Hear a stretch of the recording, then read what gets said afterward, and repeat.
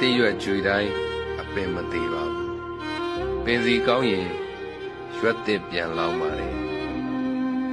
အခက်ခဲဒုက္ခတွေရောက်တိုင်းဘဝပြတ်သွားတာတော့မဟုတ်ပါဘူးရှုံးမပေးပဲစက်ကြိုးစားရင်အောင်မြင်မှုအခုပွင့်တွေ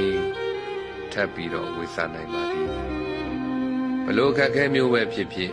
အရှုံးမပေးပဲနဲ့ဆက်လက်ပြီးတော့ကြိုးစားရမယ်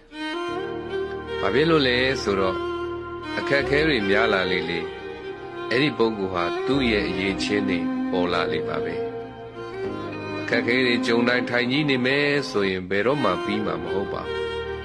အခက်ခဲတစ်ခုကြုံတိုင်းငါ့ကိုဘဝရဲ့သင်ခန်းစာတစ်ခုပေးတယ်လို့ပြောထားခက်ခဲကိုလုံးဝမကြောက်ပါနဲ့ခက်ခဲကိုကြောက်တဲ့ပုဂ္ဂိုလ်ဟာအောင်မြင်မှုကိုကြောက်တာနဲ့တူပါတယ်ခက်ခဲတွေကိုကျော်လွှားနိုင်မှုအတွက်ဆွဲရှိရမယ်သိခံရမယ်ဉာဏ်ပညာရှိရမယ်တဲ့ခက်ခဲများကိုကျော်လွှားနိုင်သောပုဂ္ဂိုလ်များဖြစ်နိုင်ကြပါစေ